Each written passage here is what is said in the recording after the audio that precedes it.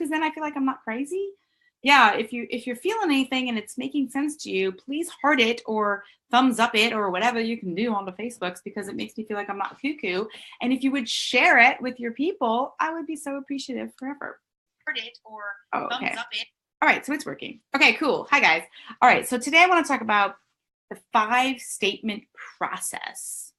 Super easy. These 5 questions that you ask yourself that'll help you really focus on the profit, so you can actually do less work and make more money. Now, I hear that all the time over the internet, where they're like, do less and make more. And what they're usually selling me some kind of scam. I don't know. It feels that way anyway, whether that's true or not. But what I'm saying here is, when you focus on the things that are actually profitable rather than just things you can sell, that is a different story. Because hearing, oh, I sold, $2 million last year, that's awesome. And maybe you might be like, oh, I want to sell $2 million. But in the end, you don't really know what that person has left over in their pocket, right? So sales are sales. But profit is a different story. We want the freaking profit, people. Hello. All right. So, hey guys, again, I'm Jane from Fashion Brain. I work with a lot of different kinds of entrepreneurs, mostly clothing designers, accessory designers, artists, jewelry designers, makers, okay? Product-based businesses for the most part. And what I notice is that, and I'm a former clothing designer myself. I had a clothing line and I had a retail store for many years. I sold my line to Bloomingdale's and Saks and blah, blah, blah. We're here today to talk about you. What I know, I kind of feel sometimes that I know what's going on in your head, because I am you. I had a line for such a long time, and I'm guessing. Let me just guess. Tell me if this is true. Give me a thumbs up if it's true. Thumbs down if it's not. Comment, say, yes, I believe that. Yes, you had me at that, whatever. Like, let me know, because I hate just talking to the screen. I'd love to hear from you. Number 1, let me guess. You'd rather create stuff than work on the business side of things. True? Not true. Hearts? Not hearts. You'd rather create stuff than work on the business side. Is that true or not? Hi, Rebecca. How are you? Have you turned? I'm glad you could join us at the beginning. Yay. I'm sorry that I'm not sending out a schedule, but I'm just not going to be able to do that. Like, sometimes you just got to do what you got to do. Imperfect action every single day. You know my motto. If you guys know me, and if you don't, the motto is perfect is good, but done is better. So number 1, you'd rather create stuff, create products, create, color schemes, create, source fabrics, whatevs, than work on the business side of things. Yes or no? Okay, definitely true. Dudes, I hear you. Okay, number 2, you're probably, and I don't know if this is true for you, so actually I'd love to know the answer. You're afraid you'll get bored if you focus too narrowly in your business. So that could mean a lot of different things. I don't know if that's true. Like, true or not? Are you afraid you get bored? Can you write in like, I'm afraid I get bored, or not? Because sometimes it goes so slow, I can't see the responses. It keeps getting interrupted. Hi, Jody Gay. Hi, guys. Sorry if it's getting interrupted. I don't know. Try your interwebs. I think mine's good on my end here. So tell me this. Are you afraid you'll get bored if you focus too narrowly in your business? I know I was. And then what actually happened, definitely, yeah, true. Oh my God. I really thought like I'm a broadcast interrupted. Oh no, I'm so sorry. Any way for me to refresh that? I don't know if everyone's stuck or not. I'm just gonna refresh it. Okay. Sorry, keeps getting interrupted. I think I'm good now. Okay. Okay, so I want to tell you a quick story about when I thought I would get bored. So when I first started Fashion Brain, I was saying to my coach, Kathy, I was like, dude, I can't just work with clothing designers. We are a pack of cuckoos, me being one of them, a bunch of weirdos. Like, people have like a broke mentality. All of this was totally untrue. But at the time I had this misbelief or belief that was true. And she said to me, and here's what she said, Jane, for the next 3 months, I want you to decide. Either you're in bed with fashion designers, or you're out. Because all I hear are a bunch of excuses about why they won't afford it, and they can't buy my courses, and they won't do my coaching. And my coach is like, you're in or out. So if you're just going to complain on these coaching sessions every time because you think you're going to get bored or you don't think it's a good market, then get out. If you're in, then you have to commit to it for the next 90 days. And I was like, 90 days. I'm going to be so tired of dealing with these same people over and over and talking about these same things, right? But I was like, oh, I don't know what else to do. I was frustrated. Carla, I hear you're tired. You said you might get tired of making the same things. I hear you. I totally get it. But what I did when she challenged me, she said, I'm not going to work with you anymore if you keep showing up complaining, which is so bizarre because I'm not much of a complainer anymore, but I used to be. And so I was like, all right, 90 days, I'm going to commit to fashion designers, commit to Fashion Brain Academy, and I'll probably get bored and hate it, but I'll try it because you're saying I have to. I did it. Oh my God. 4 weeks in, 5 weeks in, I was like, Kathy, it's working. I'm sold because I totally committed.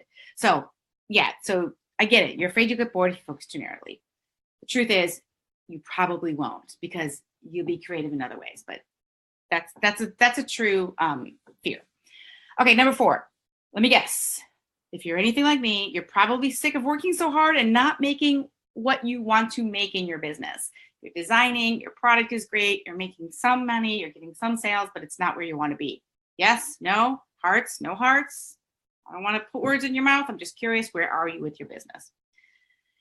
And hi, Scotty, what's up? And then the next thing is, let me guess, you think it should be easier. I have a great product. I have an online store. I'm selling wholesale, blah, blah, blah. Why is this so flipping hard is the question I have, right? Let me just refresh that. See if I can get your questions up. I don't know why it keeps coming up, not working. Super weird. Okay, okay, it's working, so I'm just gonna keep talking. Okay, great. So if that sounds about right, then I want to give you like a little assignment here. It's not hard, it's super not hard. What I want you to think about is how can I do less and actually make more money? Because I promise you it's true. We all struggle with it. We all struggle with thinking we have to be doing everything. And the fact is you don't. And the fact is that there's that Pareto's principle, which is 80% of your incomes come from 20% of your customers, 80% of your problems come from 20% of your people. Like, you know, like whatever, look up the Pareto's principle. I'm not going to explain that because you guys mostly know it. So, oh, there are the rest of the comments. So sorry. Rebecca says, yes, but also I won't offer enough variety to get enough sales. That's an interesting point. I want to hear more about that, but not right this second. Hi, Sharon or Sharon. How are you guys? Okay, cool. Let's keep moving. My broadcast is not interrupted. Okay, good. Let me know. I'm afraid I'm going to get tired. Yeah, I get it. But once you start making money, it's not, you don't get tired of it at all, right? It gets to be fun. So I want to bring you in to start figuring out what you can stop doing. Yesterday's live was about what can I stop doing? How can I wake up and say, what can I not do today? Because probably a percentage of what you're selling, a percentage of what you're doing can just go away completely and it won't affect your bottom line. You'll make the same amount of money and maybe not the same amount of sales, but the same amount of profit. So the first statement I want you to, and I hope that you write this down. If this speaks to you, then go for it. Number 1, figure out what specific activities you do that make money. Be as specific as possible. I send out emails. I write blog posts that then lead people into my funnel that then guide them to my shopping cart. I do shows. I design the line. Like, what specific activities make money? Okay, write those down. Making money is fun. Scotty, I am so proud of you, by the way. So proud of you. Very important point. Thanks, Dara.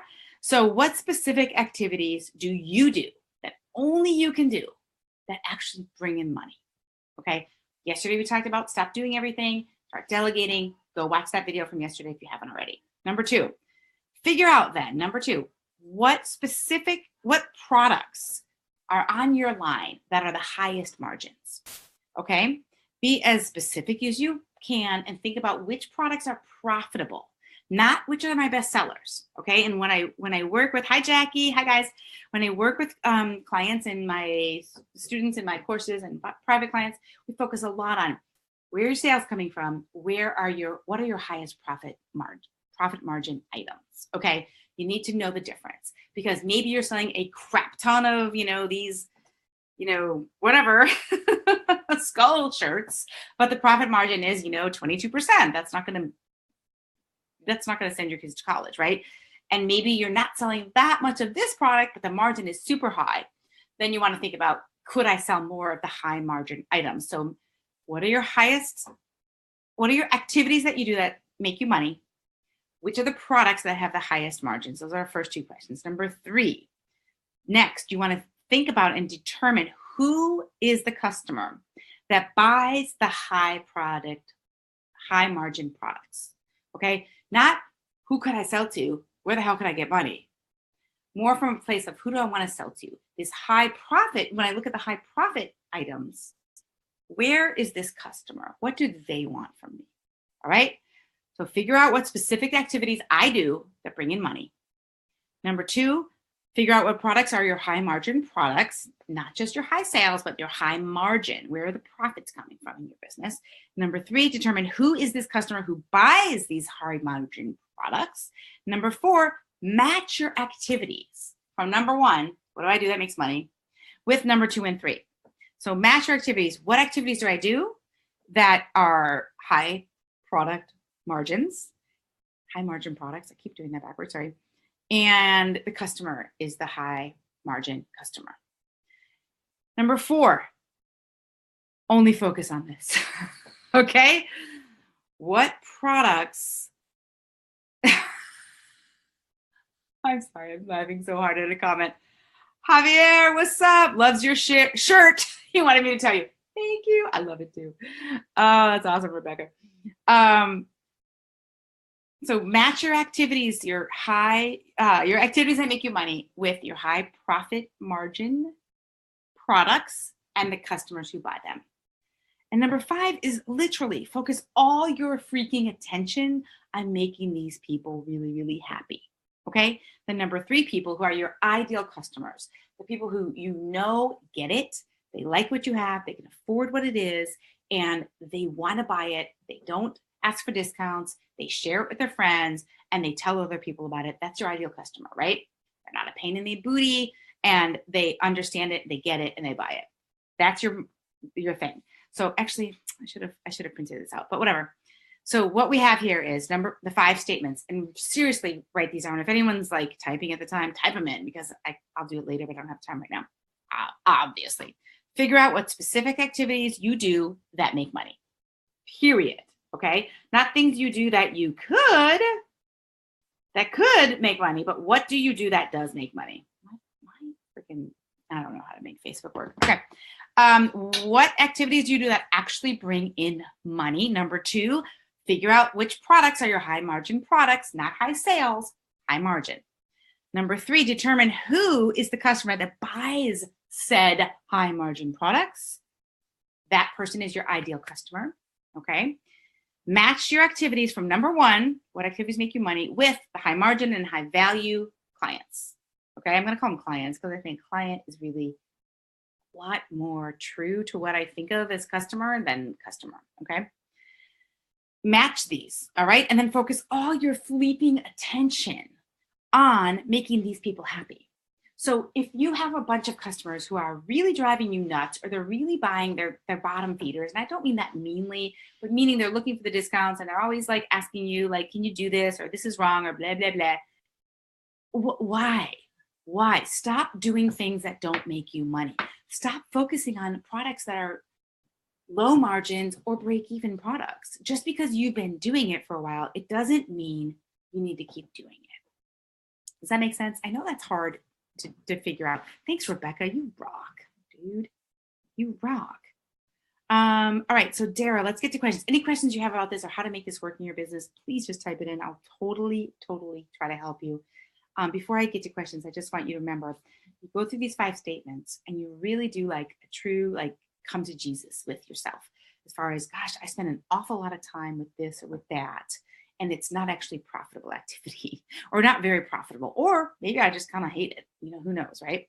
So then I want you to wake up every day and ask yourself, what can I not do?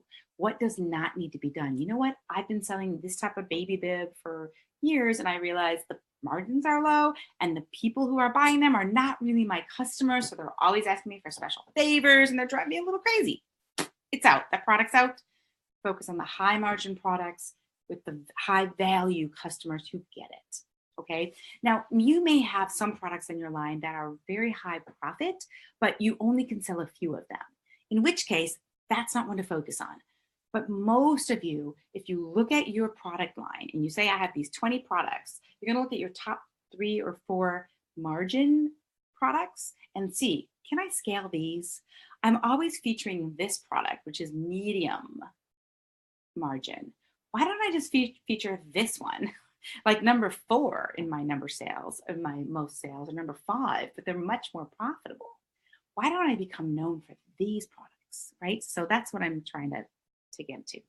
All right, Dara, let's see. I think you sell ready to wear under $300, need to sell at least 150 to 200 pieces a month just to start paying the bills, 5 to 10 sales a day. I think if you sell ready to wear under $300, well, I mean, that may be possible. That's a really good point. Are we talking online? Probably. You're talking direct to consumer, right, Dara? I know you have a ton of experience in the industry, which I love. So 300 times 5 pieces a day would be 1,500 a day, which would be, doing math in public is kind of scary, but let's see, 3, 6, 7,500 a week. Is that right? I think it depends on how much you're spending on ads, your overhead, and the margin of that $300 item. So I don't know the answer to that. That's a really good question. I'd love to dig deeper. That's the minimum my boss said for online. I don't know, dude, because if you're selling a $300 product, but your profit margin is, 35%, that's not really going to cut it, even if you're selling 10 a day. So, selling online is obviously, I mean, I love it. I freaking love it in many ways because there's no middleman, right? And you need to pay yourself as the vendor, the manufacturer, and the person who is getting the sales in, right? So when we sell wholesale, we sell, let's say it's a $300 product, we sell it for like 135, 140 wholesale, and the retailer takes that other 160, 170 bucks because they have to work their booties off to get customers in the door, right? Or customers traffic to their site. So you kind of need to get paid for both, all right? Okay. Bar, how are you? I do custom design and my clients love my work and send me more clients. Well, yay for you, my dear. The problem is I absolutely hate it now, but I don't know how to walk away.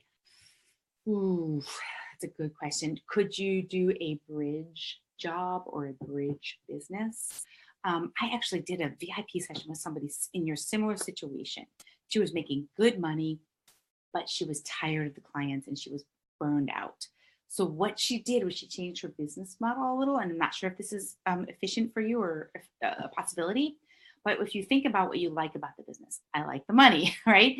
Could you be the person who meets with them maybe the first time and then hand off that custom work to somebody else, and someone else maybe does the fittings and the this and that? So you're sort of like the head person, but they don't expect you in every fitting and everything. And then the new people who come in, they won't know that you used to do all of that and it won't matter. So let's say you have a margin of, I don't know, let's say 70% right now, and it goes down to 55 because you have that person helping you, dealing with the clients day in and day out. I'll tell you this one time, actually, Bar, I'm going to say it wrong, but Bar, when I used to have my line and I had my store and I was selling a lot of dresses, and then people kept asking for bridesmaids dresses, I started selling bridesmaids dresses. And pretty clearly, I hated it because all these bridesmaids were coming in the store right now. I didn't mind selling wholesale bridesmaids dresses, but I really didn't like having all these bridesmaids in my shop. And, you can imagine, right? And so my consultant, I had an open to buy inventory planning consultant, which is then what I ended up doing with retailers later. But I had this guy who was great. And he was like, look, basically the way I look at your numbers, if you stopped selling bridesmaids dresses, you would make $90,000 less per year in your business. I was like, 90,000? I mean, it was a big business. So I was like, fine, I don't care. Take it away. Take your 90 grand. I don't want it, because we were making, we were getting sales in lots of different places. And the actual bridesmaids on paper looked really, really profitable. But in the end, we hated it. We all hated it. They were very difficult to deal with. And all the time spent back and forth, babysitting and hand holding these people, it wasn't actually that profitable. So I was like, yes, reduce my sales by 90% and take all these bridesmaids away. It was a quick decision based on numbers, and that was it. It was great. Carla, how are you? She says, dang, I just feel like quitting my jewelry and focusing back on my sewing. I don't know what that means exactly, but is there a way to make a living doing that? If there is, then why not, man? Do it. Ready to wear is normally $20 to $150 range. I'm not sure what that means. I hate doing custom. I just want to create, and if you like it, you buy it. LOL, is that fair? I mean, yeah. Hell yeah. Of course it is. Isn't there a business somewhere? And I've had many, many different clients and students go through this, Carla, where they get burned out from dealing with the clients. I get it. We all get it. So you could start a collection saying, hey, this is what we offer. Maybe there are 2 or 3 modifications, but you're not a designer. You're not a custom designer to do anything you want. You say, these are the 8 styles to choose from. If you want a longer length, if you want a shorter length, if you want if you want a different color, you let me know. But it's customizable, but not custom. Bam, why not try that? You never know, right? Rebecca says, hi, I also upcycle colorful men's shirts into little girls' play skirts and men's woolen tweed suits into vintage style boys' baker's caps and funky shoulder bags. I sell these at local makers market on this side while trying to grow the christening gown side, which I'd like to be my main thing. Oh, cool. The christening gowns. So do people pay for that? Like pay for that? Really, really? I'm just thinking of my mentor, Kathy, who had she had 3 children's stores. And she would say people would come in all the time saying, don't you have christening gowns? Don't you have this? Don't you have that? And she eventually did it. And a bunch of her clients, they get asked the same thing and then they do it and then people don't really buy. So is that something people are willing to spend money on? Do they see the value? Do they blink at the price? Not everybody. Some people, of course, are going to want like a $20 christening gown. I get it. But let me know. Is that something that you see other people successfully selling at scale? And again, we can look at who's selling at Barney's or Nordstrom or anything and say, oh, they must be doing great. But we don't know if they're making money.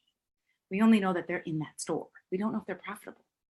And that's a whole different question, right? Dara, she said, they don't pay. Who doesn't pay? I worked children's for years and we carried them at Belk's, less than 1% or 1% sales for christening gowns. Is that correct? Because I'll tell you that Kathy had the same reaction. People would come in asking all the time, do you have this? She finally would carry them and nobody would buy. Do not do christening gowns. Oh my goodness, that's amazing. You know what though? People do pay for is, I don't know if they do, but party dresses and like when you're turning 1 or 2 or 3, they do pay for children's whatever. Oh my God, Dara, that's such good advice. She's been around the block, guys. So if she's saying, I said the same thing that I heard that people ask for it all the time, but they don't actually pay money for it. Then again, if you have a volume business and you can do it for a very low price, that's fine. But that's a tough business there. All right, so let's run through this again. And Rebecca, thank you so much for typing in the questions and repeating it. By the way, guys, if you are enjoying this, give me a thumbs up or a heart because it makes me feel good. I would appreciate it. And share it, okay? If you're liking these daily, I'm doing 30 days, guys, of freaking live videos, 13 days in a row, if it kills me.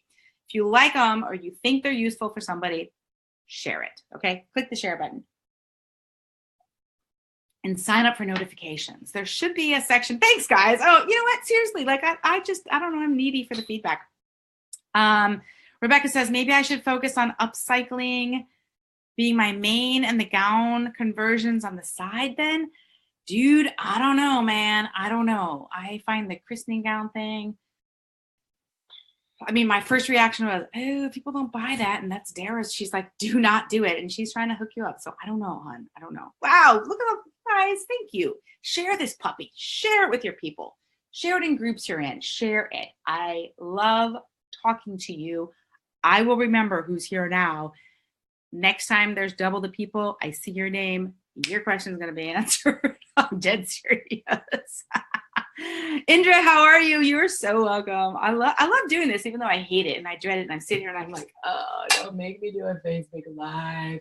I don't know if you guys have noticed, but I'm really a morning person, and all of these Facebook Lives are going on like 5, 6 o'clock because I put it off all day.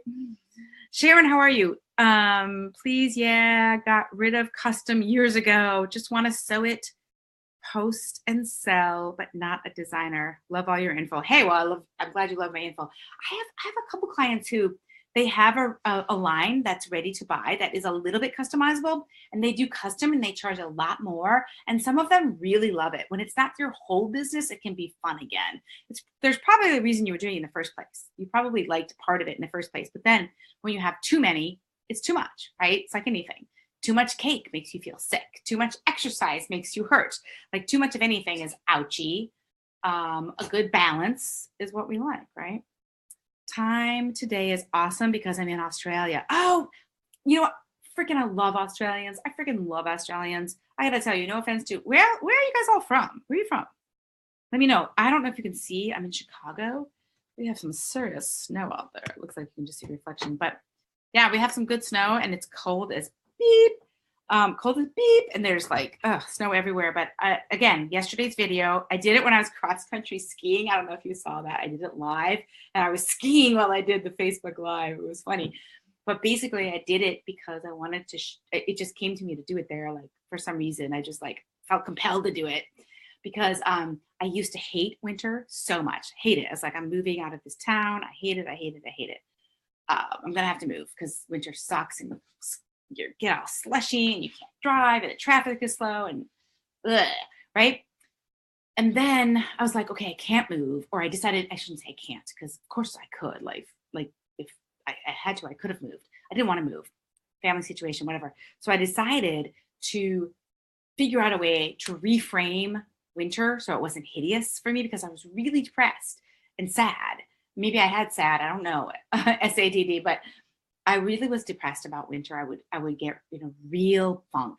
And so I decided to do something, and I decided to take up cross country skiing, which is something I had done when I was a kid, but I hadn't done it in years and years and years. I went out and bought used cross country skis. And then when it started to snow, I started to get excited. And now when winter comes, I don't say I love it, but when snow comes, I'm like, bam, I'm out. And I'm super, super low key about this. I've reframed winter to be like, if it snows, I'm going to go around. There's a park behind the river. We live on the Chicago River, which is really cool. There's a park back there. And I just go around the park, like the baseball field, like 3 times and I'm done. So I have very low standards of my cross country skiing. But I did do my thing yesterday. You hate winter, but Vicki, you're in Wisconsin. Isn't it like beautiful and like a winter wonderland? Another woman, I read her book, she said she took up snowshoeing. She's in the Northeast. And then she started to love winter, just like me. Like I did this like 10 years ago, so I wouldn't like jump off a bridge in the winter. But yeah, what can you do that could reframe it and make it fun? You hate winter too. I know, girl, go get some cross-country skis, right? Scotty, what do? You still running outside so you don't mind, right? I just can't into skiing. I know, I don't blame you. Skiing is weird, but what else could you do in the winter? Could you just do like hot yoga all the time or something? I don't know, treat yourself to something. I'm in Puerto Rico. I'm Puerto Rican and I hate winter. Dude, I hear you, girl. Hey, Jolie. Oh my God, Jolie, what the hell time is it there? 6, 7, 8, 9, 10. It's midnight in Ireland, right? You girl, go. Ohio, she hates winter too. Winter is hideous. She's in Chicago. It's good sewing weather. You are damn right, girl. Get in that basement and sew. More Chicago. We got LA, Madeline. Just a little jealous. Just a little jealous. We got Texas in the house. Australia. All right, guys. I'm going to go back. Yep. Oh, yay. All right. So let's do 2 more here. Dara, have you thought about doing teddy bears from fur coats if you like upcycling for high-end custom? Ooh, so this is a good idea for the other person. I'm forgetting your name now. I'm so sorry. Was it Rebecca? Yeah, Rebecca. So Dara is chiming in saying, hey, have you thought about doing teddy bears from fur coats if you like upcycling for high-end custom? We used to do that at the furriers I worked for a bit. My aunt is a furrier. One bomber coat makes 4 teddy bears at $250 each. Easy $1,000 for the same amount of work. Dara, I love your brain. Can you just join my brain with yours? And I could be in your brain. That is freaking awesome advice. And she has proven that she can sell them. So that's so cool. Plus, if people are like, oh, I don't like fur anymore, and you can recycle it, like, oh my God, so many amazing things about that comment. Julie, how are you? Here's some food for thought for anyone interested in a niche market. I couldn't even guess how many quinceañera dresses my large family has bought over the years. They aren't cheap, and there aren't a lot of makers as far as I know. You know what, Julie? I think that was totally true, but I think there's a lot now. Now, that said, I don't know if they're any good. So yes, quinceañera, check out that market, guys, because boy, that's a big event. Mostly it's is it Mexican or is it all Hispanics who have quinceañera? I'm not sure. I don't want to be an idiot. But quinceañera is a big thing and a very cool event. So check that out. Good idea, Dara. I see them around when I'm looking for wool coats. Yeah, hey, you know what? Who knows, right? But when you're doing an upcycled or a recycled product, you do definitely want it to be high end, because it's not like you can just put one up and say, here, sell 100 of these today. So it has to be a higher end thing. All right, guys, if you have enjoyed this video, share it. I'm asking you to share it. Jab, jab, jab, right hook. My right hook is to share, please. Sign up for, when I go live, you'll get notified, which I don't know exactly how to do that. Depends on if you're on, if it was my client who said on her Facebook Live, I don't know exactly how to do that. I'd be like, oh, what's the matter with you? Look it up first. And I know if Jackie is still here, she'd be like, Jane, I just told you how to do it. But if you're on desktop, it's a little bit different than if you're on mobile, but just check how to sign up for updates, or when somebody goes live, and it'll ping you when I go live, because I'm going to be doing it every freaking day. Great video and advice. Thanks, Jane. You're welcome, Rebecca. Guys, I just have one last question before we pop off. If you had to describe what stage of business you're in, would you say you're planning stage, startup stage? So A, planning, startup, like you're within 2 years of launching your business. You've launched it, between now and 2 years ago, or established designer business. So startup, planning stage. I'm not launched yet. Startup stage or established. I'm already selling and I'm grooving. Whether it's going as great as you want or not is a different question. Okay, and then I actually have another question for you, which is for the next video, I'm looking at doing email marketing. So how to get sales from your emails. Or the other option was approaching boutiques to get into boutiques. So I'm not sure if you're selling mostly online, mostly to stores. Would you rather have how to get money from your emails and not annoy people, or how to get into boutiques? Let me know that. And if you're listening to the recording, just leave a message anyway, a comment. I always call a message, leave a comment anyway, because I always check later, check back, and I try to get back to you. Okay, thanks again. Thanks for sharing, guys. And thank you for, I'll hold in a second because we're getting some answers here. Yes, Jackie, I need the freaking cheat sheet. Thank you so much. We have startup, established, approaching boutiques, cheat sheet, not chest. I know where your mind is. Boutiques, please. Planning, but sort of startup. I gotcha. I think you're startup, right, Jody? Okay, you're whatever you are. Use what you are. All right, guys. Take care, and thanks again. Thanks for coming. I'll see you tomorrow. Bye. Got to figure out how to say bye.